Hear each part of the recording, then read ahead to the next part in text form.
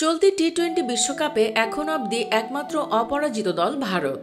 Batting যেমন তেমন, ভারতীয় বোলারদের সামনে যেন অসহায় গোটা দুনিয়ার সকল ব্যাটাররাই। এতদিন কেবল বুমরাহকে অপ্রতিরোধ্য মনে হলেও ইদানিং বাঁহাতি পেসার আর্শদীপ সিংও দারুণ করছেন। আর সেই আর্শদীপ সিংয়ের ওপর বল টেম্পারিংয়ের অভিযোগ এনেছেন পাকিস্তানের সাবেক অধিনায়ক ইনজামাম উল হক। এমনকি বুমরার হাতভাঙা অ্যাকশন নিয়েও নতুন করে উঠেছে অভিযোগ। সুপার 8-এ নিজেদের শেষ ম্যাচে ভারত মুখোমুখি হয়েছিল অস্ট্রেলিয়ার। সেই ম্যাচে ভারতীয় পেসার আর্শদীপ সিং কিভাবে রিভার্স সুইং পাচ্ছিলেন তা নিয়ে সন্দেহ রয়েছে ইনজামামের। তার দাবি গোপনে কোনো টেম্পারিং হয়ে থাকতে পারে।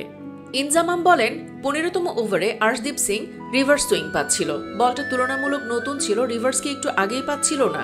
এর মানে বল 12-13 ওভারেও রিভার্স সুইং পাওয়ার মতো অবস্থায় ছিল। যখন সে বোলিংয়ে এলো রিভার্স হয়েছে। টেম্পারিং ছাড়া এটা কিভাবে সম্ভব? আম্পায়ারদের চোখ খোলা রাখা উচিত।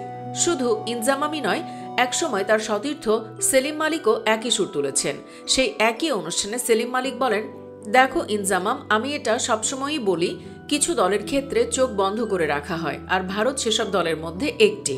ইনজামাম জবাবে বলেন, পাকিস্তানি কোনো বোলার এমন করলে এ নিয়ে অনেক কথা হতো। আমরা রিভার্স সুইং সম্পর্কে ভালো জানি। 15তম ওভারে যদি আর্শদীপের বলে রিভার্স হয়, এর মানে হচ্ছে বলে গুরুতর কোনো কাজ করা হয়েছে। অ্যাকশনের কারণে জসপ্রীত বুমরা রিভার্স সুইং আদায় করতে পারেন, তবে কিছু বোলারের জন্য রিভার্স আদায় করতে হলে বলে কাজ করতে হয়। পাকিস্তানিরা যখন আর্শদীপের কথা বলেছে, তখন বাংলাদেশের সমর্থকরা অভিযোগ তুলেছেন বুমরাকে নিয়ে। এমনিতেই তো বুমরার বোলিং অ্যাকশন বেশ প্রশ্নবিদ্ধ। তার উপর অজিদের বিপক্ষে শেষ ম্যাচে তিনি আরও বেশি হাত ভেঙেছেন বলে অভিযোগ উঠেছে।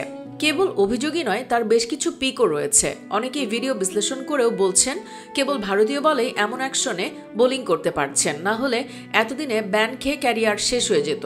সুপ্রিয় দর্শক, আর্শদীপেরটা বাদ দিন, বুমরার বিষয়টা কিন্তু ফেলে দেবার মতো নয়। তার মতো অ্যাকশনে অন্য কেউ বোলিং করলে এতদিন খেলতে পারতেন কি? কমেন্টে জানাতে পারেন মতামত, আর অবশ্যই ভিডিওটি লাইক, শেয়ার ও পেজটি ফলো করে রাখুন। ধন্যবাদ সবাইকে।